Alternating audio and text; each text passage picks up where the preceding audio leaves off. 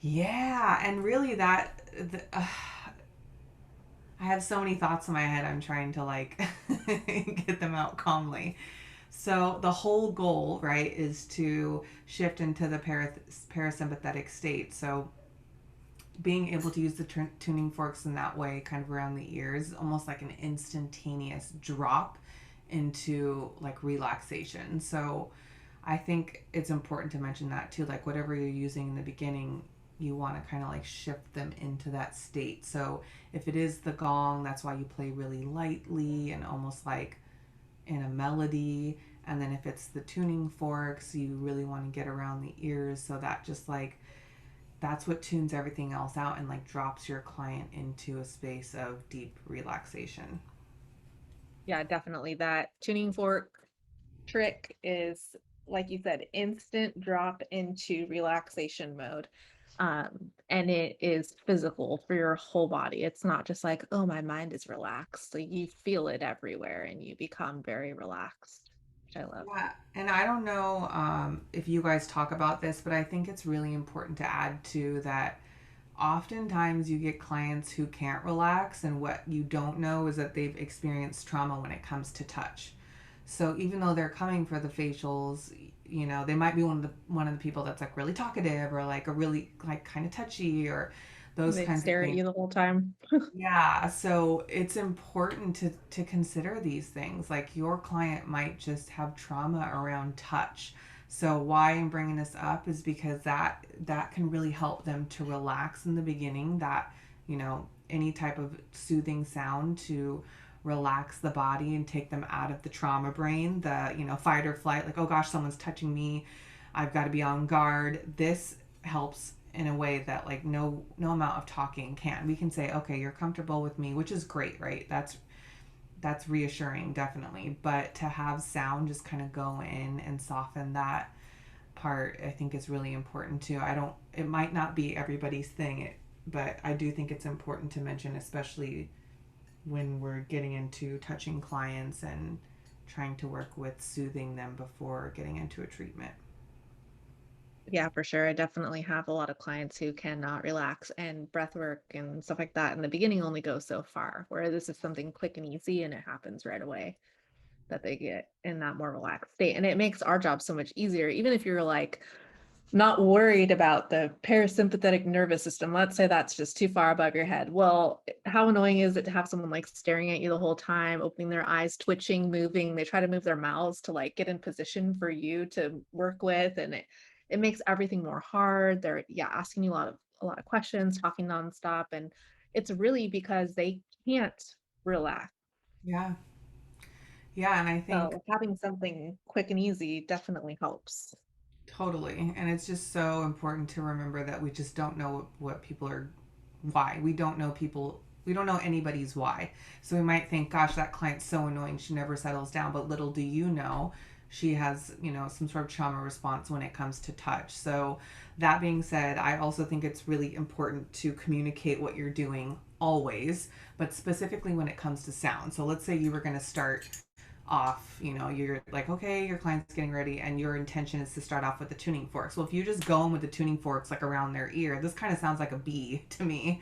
So I think it's really important just to consider that everybody might not have awareness around what you're doing and make sure that you talk them through it. Like, okay, I incorporate sound into my treatment, so right now I'm going to use these tuning forks around your ears, and if this is too much, just let me know and I'll pull back. That's another thing I think is so important, is asking when you're working with sound, asking, checking in with the client, is this okay? Great, then you can continue doing your work. Let's say you're using the Tibetan bowl on the body. Is this okay? Am I hitting the Tibetan bowl too hard? No, okay, keep going. Just that like constant communication, especially with sound, because I don't know how many people are incorporating sound healing into facials. So you really want to communicate with your client. It builds trust with them and it allows you to know what their sensitivity is, because some people, like myself, have sensory processing things where they process um, things much differently than others. So while some people might not mind a Tibetan bowl being rung around their ears, I would cringe at that. So it's better to just ask and check in with your client and guide them through the process instead of just banging the tuning fork, bringing it around their ear, you know, letting them know this is what you're doing next or this is what instrument you're using. Yeah. Good tip. The So I like the idea of like creating content around these types of things as we add them because that's how we inform our clients about what we're doing. But with some of these, it's really hard to do. Like the tuning forks, it's very hard to get any sort of recording of what they sound like because of how high pitched they are. The microphones don't even pick them up. So some of that you can't show people what you're doing, but definitely the demystification, I think, is the great part about like creating content that we show on Instagram or however you show it, because people don't know about these things. They don't know what they're for. They don't know how they work. They don't know why they would ever want this. They've never had it before. So that's I think maybe one of the great ways to show off the tuning forks would be like showing what you're doing, but then also talking about what the effect is and how you might feel when it happens, like what that body experience is like. And for that, you have to have used them on yourself. So, Yes, I love that so much. I think it's so important.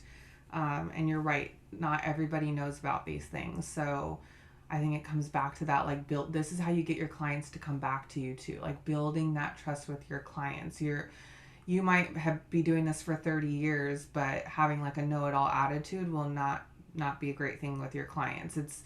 It's better to treat everybody like they're your first time client or like you're almost like childlike, like you would walk a kid through like a dentist appointment. You know, I don't mean like in a babying way, but just like being informative in a way that shows your clients that you know this stuff matters, you believe in it, you want to share about it, and their opinion matters. So you might try a tuning fork and your clients like I don't really like that. Okay, that's fine, then maybe they will like the Tibetan bowl. But I just think it's communication is so important. I think is the point I'm trying to make here with all of these things.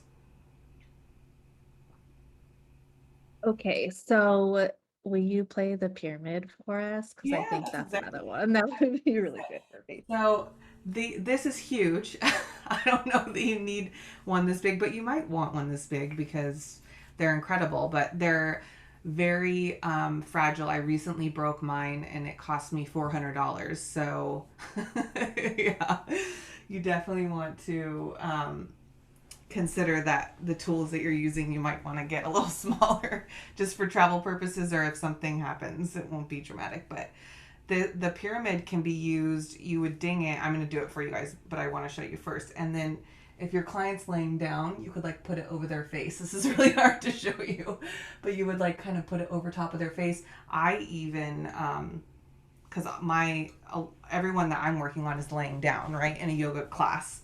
So I even do this as it's ringing. I'll like drop it over, obviously their face because they're laying down. But sometimes people are in a seated meditation, and I'll drop it over there. So as much as you can like get over the client's face is like a full um, immersion, I guess, in the sound. But let me play it for you.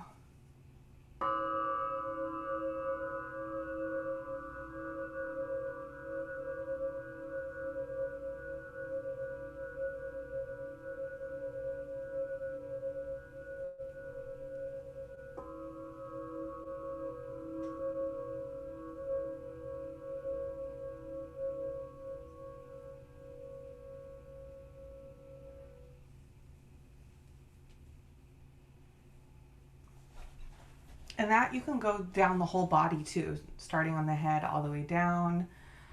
I've seen much smaller ones in videos where estheticians are using them. They tend to be even more high pitched when they're smaller too. So that's just something to keep in mind. I mean, it's already kind of a high pitched sound. It's more of like a chime or bell sound, but they really do get up there in the smaller sizes. Yeah, I was going to ask about that, the size and how it relates to sound, because I know we've talked about this because uh, the girl that uses them in her videos, the esthetician, she has a really small one. So we're just talking about, I think, how high pitched that would probably be over top of you. Yeah, I'm and not a high fan of the high pitched stuff either. So yeah, that's why you have to do, I think it's, you don't have to do anything, obviously, but that's why I think it's so important when you get a tool to lay down and have someone do it over you. so that you know what you're doing to your clients. You know what's too much. I would have one of the kids, if I were you, Bethany, or it was Kai, or whoever, just somebody, do it, and always bring it really close to your ears, bring it over the body so that you can have that experience, so it's relatable when you're working over your clients, just like you know what it feels like to receive a facial. It's the same thing. All Do you want to do right. do What you want can to do I? the chimes? Yeah, all the chimes. Okay, so there's this chime, which is the one that you use, Bethany, and there is, I don't know what this is tuned to because it belonged to my dad and it doesn't have any information on it, but you can check from a tuner app. These can be used over the body, they can just be used off, on a countertop. You could just ding them. I feel like this is a very intuitive thing. You could do whatever you want with these chimes.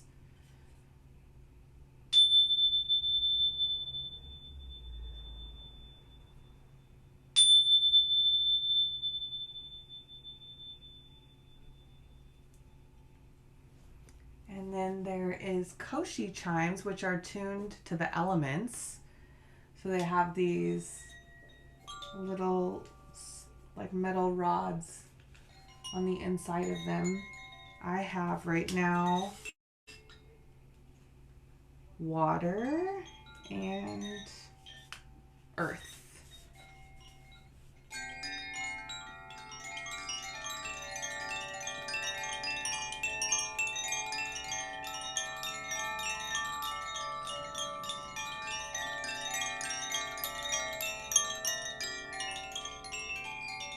So I use these. You can just do one.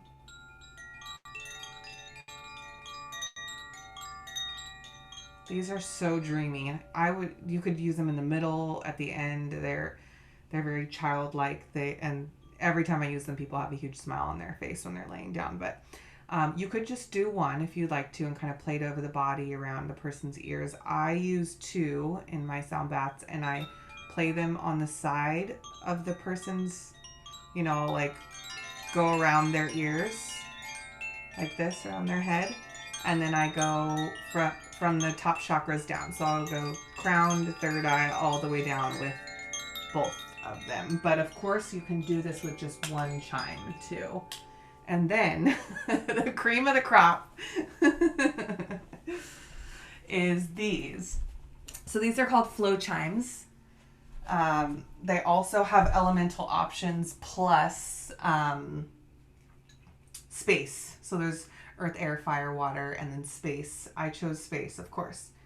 So there's different ways to play this. And That is, hold on, let me interrupt you really quick. Okay. Technically, space is an element in Ayurvedic Oh, aspects. So, like, this is probably good for increasing Vata in Ayurveda, if that's a concern. So, like, someone who has excess Pitta, for example, like really hot skin, or Kapha, which is like more like sluggish skin, this would be a really good option to increase Vata. wow. I did not know that, but now now I do. Interesting. I chose these. I choose a lot of instruments because I like things that sound like a little sci-fi, a little alien. And these to me sound a little alien. I've heard some of the other ones. I've heard water, I think, and earth, and they sound completely different. They are like specific notes on each little like rod, but I don't know them off the top of my head. But from the website, when you go, they tell you that it's like an E, an F, a G. They tell you all those things, and then you can hear the sounds too. But here, this is the most magical thing ever. I think I have to stand for it.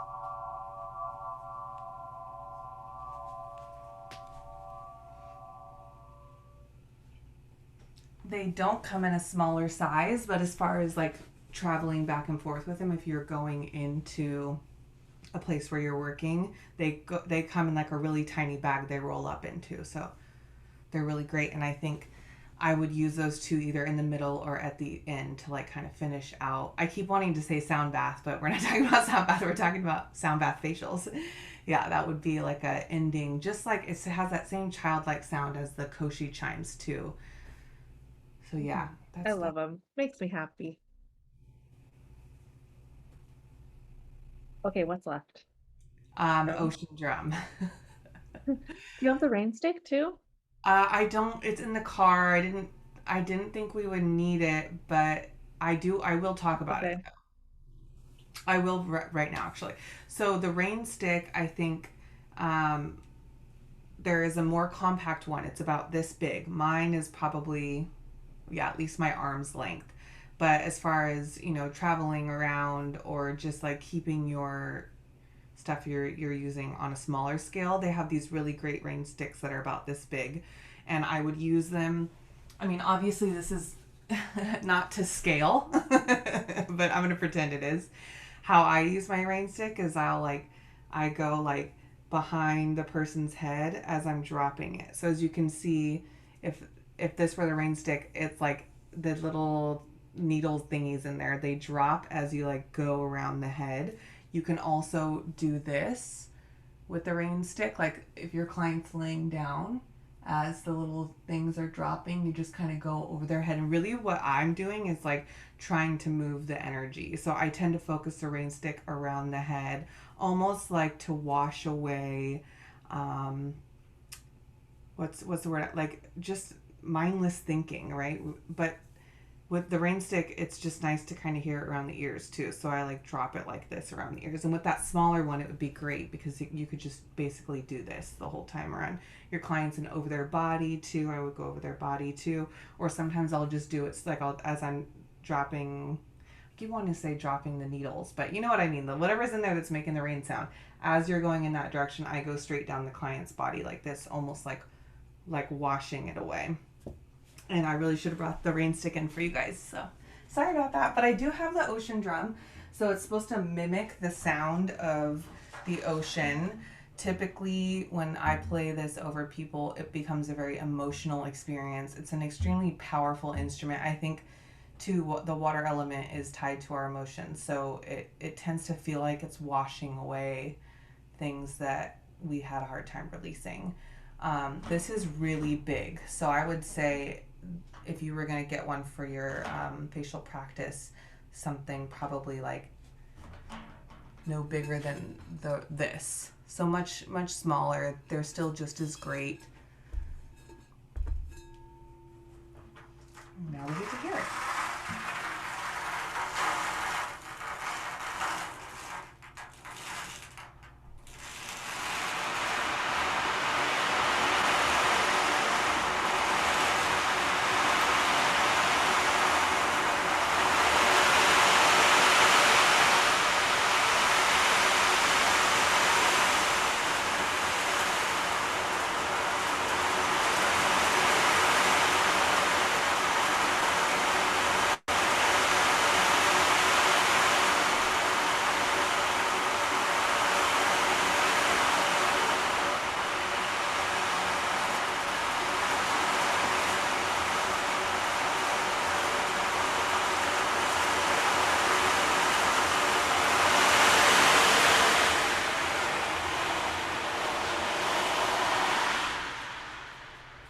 So that instrument can be a little aggressive as well. So it's something you want to do like as you're if you had a smaller one, just really you can see the little beads in it just like gently rolling. You would definitely want to have someone do it over your body so you could feel it too, so you know what you're doing for your clients. But I typically start over their head, just kind of going back and forth over the head gently, and then all the way down. I don't know why, it just feels like with the ocean drum you want to start up here and cleanse all the way down. But that being said, I usually tap in intuitively when I'm using it, and I go wherever the client needs it too. So sometimes I notice they need more around their stomach, so I'll just like work it around the stomach too. feel like all the water stuff like that would be good for lymphatic because you just even think about flow and water, it all makes sense to use the water element type things.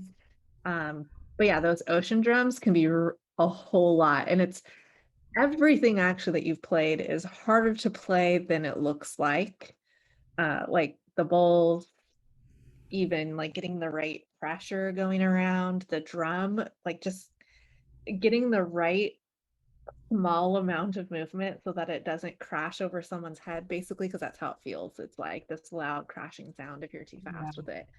Um, takes time to get used to that Yeah, and I think experience of doing that's it. it's important for you to use your instruments, not just with your facial clients. Like, really, let's say you do get a crystal bowl. That's why I think it's important to be playing it outside of it too, like really connecting in, or using the ocean drum. Just not just using it when you're in a service, but getting used to like what does it sound like when I angle it this way, when I push it too hard, or when it's this way. It's just and the gong too. All these things are so important to use on a daily basis, especially if you're not always in, wherever you're practicing your skincare. But when I first started, I played every single day, and I really want to get back to that. But I'm still very deeply connected with my tools. But I just played for myself, just to like hear the bowls, to learn about them, the gong too, like all the instruments. I try to play not just when I'm working with them, but just for myself too, so that I can provide the best like amount of sound and use them in the best way possible for my clients. I love my chimes. I play them all the time, and I have been using them more like in a ritualistic sense. So, like planning rituals that I do on the daily that help me to like get in the mindset of doing things. Like I think I talked about this on Instagram when I posted the communication chime, for example, the Mercury chime, the throat chakra one. Like that's what I do when I'm sitting down to do work because everything that I do at least revolves around communication in some way. And so that's like part of my opening ritual for sitting down to write things on my course or like record anything as I play that chime to like prepare my mind. So I think it's when you get used to using it in that way or whatever way you want to use it, then you have a better like handle on explaining it to other people too. Like you can actually talk to the client about what they're going to experience because you have experienced it. It's like you said earlier, like getting a facial, right? Like we know what to say about getting facials because we've gotten facials. So Yeah. Yeah, what was I going to say? I don't remember. Maybe it wasn't that important. Oh, I know what I was going to say. That's why the chimes are such a powerful healing tool for you in your facial services. Not just because, yes, the tools themselves have their own energy, their own frequency. They're very powerful. Yes. But also, so are you. And then there's the connection with you and your tool. So the fact that, and when I say tool, I'm referring to like all the sound healing instruments. I guess I should say instrument. The fact that you use it every day, you're connecting with it. I just feel like strengthens it in a way. I don't know how to describe it. I just know it because I've experienced it for myself in the way that I work with my instruments as well. It just creates this connection, and like the intention is deeper, I feel like. And it's an extension of you, your instrument, whatever things you're using to enhance the relaxation is an extension of you, so that connection that you have with it is really important too. yeah, I definitely agree with that. I mean, about all the tools, not even just sound healing stuff, obviously that applies right now, but all of the tools, all the things that we do, I feel like you have to do them on yourself. That's why a lot of this stuff that I have tried putting together is about self-care because if we don't experience the things that we're talking to people about, we don't know how to talk to them about it. And not everybody does any of this stuff, like at all. I talk to people all the time who get facials. They don't get facial massage. They definitely don't know what sound healing is. They don't get told to breathe at the beginning and they don't set intentions before they start. They don't get, cupping or gua sha or any of that kind of stuff, at least not the right way. So if we just think about like what is the facial that we would want to receive, and if it includes these things, then we should be doing them on ourselves so that we know how to incorporate them and talk to people about them. And Yeah. definitely I think sound healing is one where like if you could give me a sound bath during a facial, huh, Yeah, knock it that's why I was like, who's doing this? Sign me up. I want to go. And honestly, in my experience with the facials, I was always in like a vulnerable state. So it was so important to me who was working on me because I don't know why. Maybe because at the time when I was getting facials, I was a hairstylist. So I was giving, giving, giving a lot. And then out. I just always would end up, even in the chair when I would get my hair cut too, it was like I would end up crying every single time.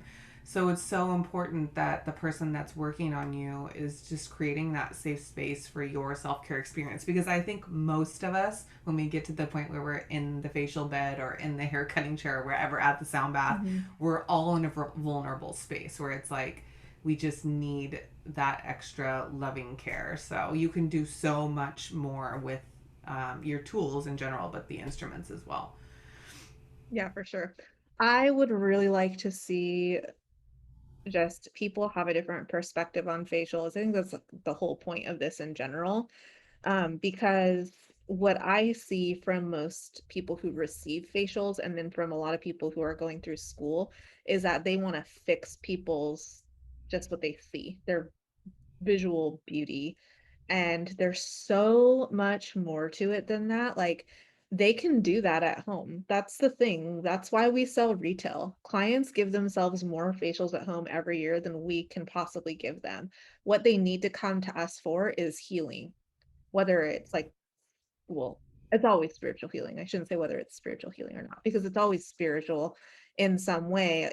Even when it comes to those physical things that they're complaining about, their perception of those physical things is very spiritual. Like that has to do with how they perceive themselves and where their energy is at and the traumas that they've experienced. So I guess what I'm getting at is I'm sick of people focusing on beautifying and like telling clients what's wrong with them and how they're going to fix it with a service or a product. And I would really like to see it turn into something that is self-care focused, that is about like, I'm going to put myself in a vulnerable situation. I'm going to um, lay down and let somebody take care of me and let somebody heal me and get that full body healing out of it, which is where the sound comes in. Yeah, I to kind of touch back on what we talked about earlier in the beginning, I had that a lot with my clients. You know, I was in Redondo. I'm in LA, but I was in Redondo Beach, which is like a beach city in LA, which is very like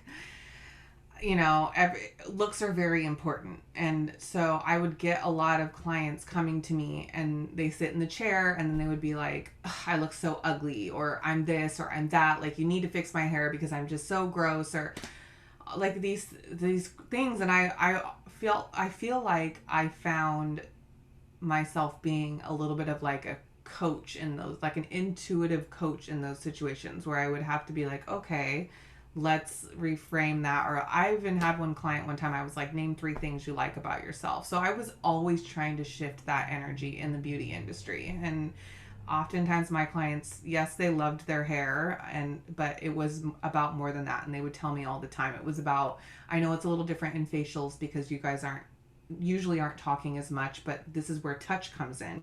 But in my situation, it was the talking that really mattered with my clients too. It was help, having a safe space where they could talk about how they're going through a divorce, or things are going on with their kids, or the stresses of this person that they see once a, or the stresses of their life, but being able to share it with this person that feels like a dear friend, but they're only seeing us once a month or once every other month. It's Mhm. a really important container to create a safe space for your clients. And I only have the experience and the ability to talk about it in a talking way, but I think it can be applied to a touching way as well for facialists. Yeah, I think it's also almost like a long meditation, right? Like this is your guided meditation. We're taking you through this experience and we're including sound. And yes, you're getting your face rubbed too, but like this is really the point of it is to have that full body relaxation to get people who can't relax to relax or I know that's big for me. Like one of the reasons why I love getting facials is because I am not never have been comfortable laying down for an hour and actually relaxing. So it's been almost a like an exercise for myself in relaxing for that amount of time and letting somebody else be in control. Like that's kind of been my experience and really going and getting these full on facials or self-care in general, even if it's a massage, because I can't relax during a massage either. I'm Well, like, what's happening? Here, let me hold my arms for you like this so you can massage my hand. Like, I think I know I already kind of said it, but I want to say it again. All of this stuff is so important because you're building a relationship with a client. They're going to come back to you, not just because their skin looks great and you know about the skincare, but because they remember you as a safe space, a space where they can mhm. relax, where, someone really cares about the fact that they are comfortable or they have their needs met. This is building lifelong clientele. That's why I had a successful business for, 12 years. I was self-employed for 12 years because it wasn't just hair my clients were coming to me for. It was so much more. And I created this, safe, comfortable space for them in a way that they always wanted to come back, just so they could have that feeling that, like, when you're just safe in someone's space, plus bonus you get to have your skin looking nice and clean or have your hair done, whatever it might be. But I just think all of this stuff is really important, or something that, like, everybody should be excited about, because it's building that long-term clientele. This is what gets people to come back. You can get a facial anywhere, and Yeah. for any price too. But if you want long-term clientele that keeps coming back to you, where you're building a relationship, I think it's important to get into this kind of stuff. Even if you're not using sound as a tool, just applying everything we've talked about, like the intention and be understanding, calming the nervous system and all these things, creating that space for your client is really going to help you build consistent booked clients and long-term Yeah. clientele. I mean, we use sound all the time in facials. It's a huge aspect regardless. Even if we're not playing an instrument, we're choosing playlists Yeah. where I mean, I just saw a whole thread on it of like educated therapist is the name of the group, but it's like a big, huge esthetician group with people who are incredibly talented and educated estheticians all about sound. And it was really started with like, what type of speakers should I be using in my treatment room? And like just all this information about like, well, I use this playlist and that playlist. Like we're obviously invested in the sound aspect is what I'm getting at. But this is to me like taking that up a notch. Like this is saying this is where we're different because we're gonna play the sound that you feel in your entire body. And when you're done and you get up, you're going to crave that feeling in your body, and that's gonna make you wanna come back, because that's what I'm doing for you that you can't do yourself. You can wash your face at home, you can exfoliate at home, you can do a mask at home, but you can't get that full body experience. Yeah, and I don't know if you guys talk about this too, but the resonance that occurs with the sound. So if you're using these instruments that create frequencies, what's happening is the body begins to resonate with the frequency of that sound. So that's where the, like, energetic shift is. So aside from all the chakra stuff we talked about, if you're working with a 432 hertz bowl, which is a high vibrational bowl, like you said, it's like universal tone found in nature, I think. Well, that's how I usually describe it. Universal tone found in nature, but a very grounding tone. And somebody comes in who's got really bad anxiety. I'm just gonna get dramatic. They lost all their money, whatever. What I'm trying to get at is, like, a realistic way of explaining a low vibrational feeling. So people come in and they're wherever they are on the vibrational spectrum, right? Like, everybody has their own energetic frequency, their own little, like, bioenergetic frequency. So what you're creating in your space when you are playing these instruments and creating these frequencies becomes like this space where everything in it starts to resonate. So if someone comes in low vibrational, which I don't like the way that sounds, but I hope you get the point what I was saying. Like maybe they're going through a hard time. They're sad, depressed, whatever, angry. These are very Mhm. low vibrational emotions, or they've just been going through it. The sound helps to bring them back up to a higher vibrational feeling. They become in, everything becomes in resonance with the sound. So you're creating that, like you were saying, like that thing for people that they can't get elsewhere. They know when they leave because you feel different. When your energetic vibration, your own frequency raises, you feel it. And you might have come in anxious, angry, scared, dealing with grief, and then you're left with, you can feel it in your body. You can feel your vibration in your body. So people do want to come back too because they're experiencing that resonance basically is what I'm trying to talk about. What happens when your body comes into resonance with an instrument. Yes, that's all good points. I think we hear, I mean, this is more maybe like if you're on social media, you've seen like memes or whatever about vibrational energy. So, like, low vibration versus high vibration. Like we want to raise our vibration because it makes us feel better. And even if you think about it on that most basic level, what we're doing is going to impact their body.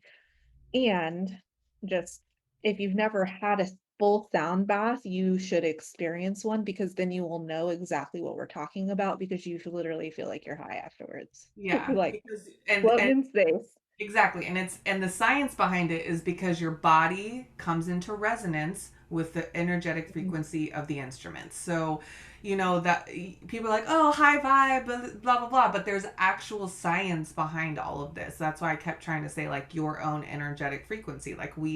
I almost want to like create like a little capsule around like myself or a person. Like I have my frequency, Mhm. my vibration, you have yours. It's constantly shifting and changing. Mine stays pretty high because I'm always playing the bowls. But really, that's what's happening for your clients. So that's another thing to add to share with them too. When you're doing these things, like this will help to raise your energetic frequency. You don't have to say like vibration. I know has been kind of like with the high vibes thing, it's kind of been burned out a little bit. But if you share a little bit more about, The science. yeah, I know, but I don't want to say that either because I know we want to blend intuition with science as well. But it's just nice to Yeah. understand. It's nice to understand what it means to come into resonance with the frequency of an instrument and what that's doing for your client and why they leave feeling, kind of lightheaded, kind of airy, or even really sometimes relaxed, but sometimes really alert too. Yes. Thank you for saying that. That's that's something we've talked about, which is why she brought this up. But like, I don't think that we should use science to justify any of the things that we do necessarily because they have their own, like, these are part of healing systems that existed before science, and we don't need science to justify them. But looking at it from the scientific perspective and seeing how they work can also be very powerful. And you have to speak both languages because you're going to have people that exist in both of those spaces. So it really just helps you to understand the science behind it and then be able to explain it to the client. Like if they're like, oh, sound healing, that's, woo woo, which I hate that I even just said that.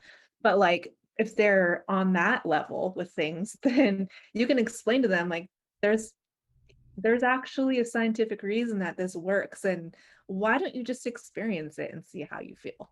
Like uh, part of the kickback that we get from people is that they're not in tune with themselves. So they don't know what intuition and feeling are like.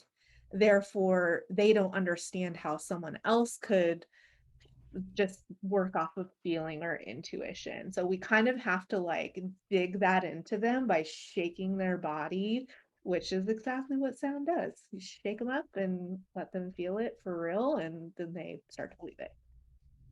Yeah, and so I want to just say too, that being said, some people do experience discomfort. Like some people get scared when they hear the gong, or they just, their stomach hurts, their back hurts, they're annoyed when they hear certain sounds.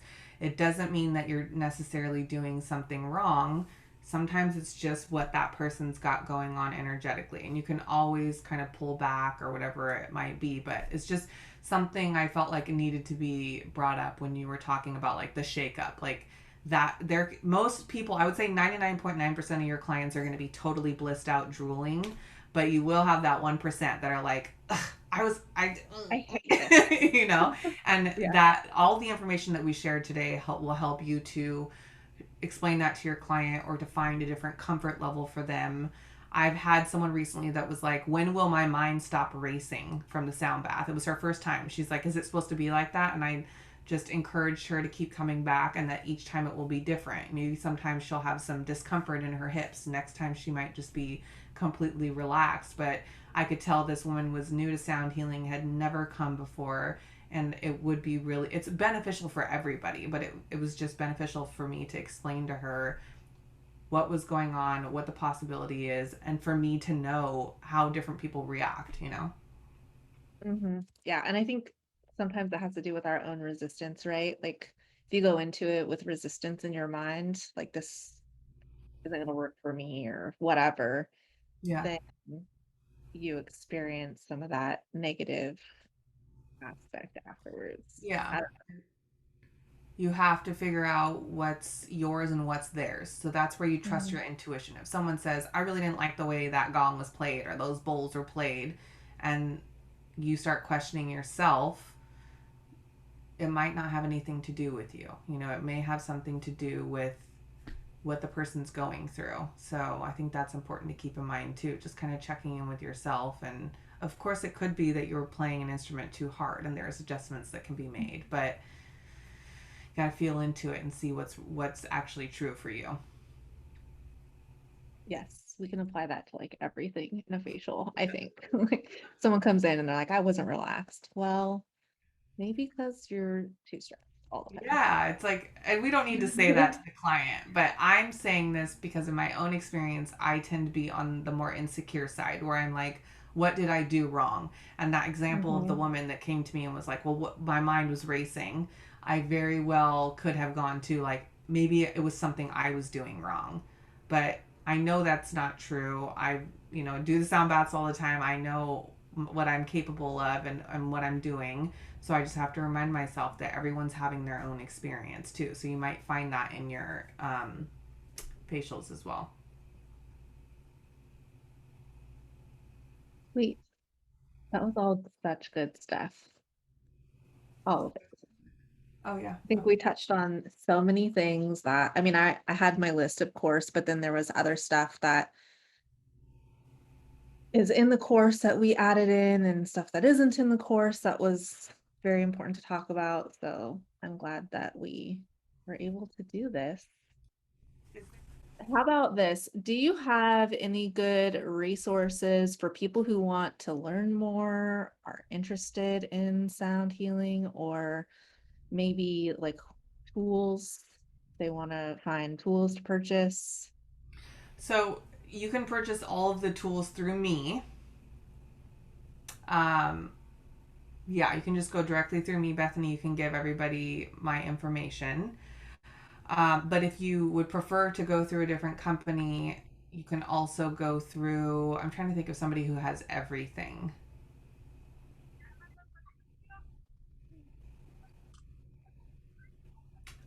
Just send people my way, and then we'll figure out if they. Okay. I'm like, but yeah, you can purchase. I retail all of the tools and can have them shipped to everybody. So that's one thing. Yeah, and if Cool. if people are really serious about wanting to purchase an instrument, I would be happy to do a session like this with them where they can hear certain tones. I don't. I only have the one gong, but there are other places you can go to listen to the gongs. But I would, I'm totally okay with doing like a 15-minute chat like this with somebody so they can hear the tones and I can help them pick what they want. I was gonna say this book is really good too if you're like a reader. Vibrational sound healing. I don't know if it's like reversed on the screen, but I can always I'm pretty Yeah, sure I that can see it. course, but yeah. So I did get this on Amazon. But you know what I love to do is go to Half Price Books and just search through their used book section or whatever. I always find weird stuff that fits in this family. And this one was really good because it kind of goes through every single different instrument and talks a little bit about it. And Okay. there's a little bit about the frequencies, but there are some other really good books too that kind of break down. I think you had one about was it about the nervous system, the parasympathetic nervous system? Yeah, I have a ton of book references I can send over to you that apply to sound healing and the parasympathetic nervous system and the vagus nerve and all kinds of cool things. Oh yeah, the vagus nerve. That's what it was about. Okay. So yeah, we'll put together a list and then I can send that out with the replay. Okay. Okay. Okay. Cool. Oh yeah. So before I stop recording, do you want to just say your Instagram and website that way? It's recorded in history forever. Yes.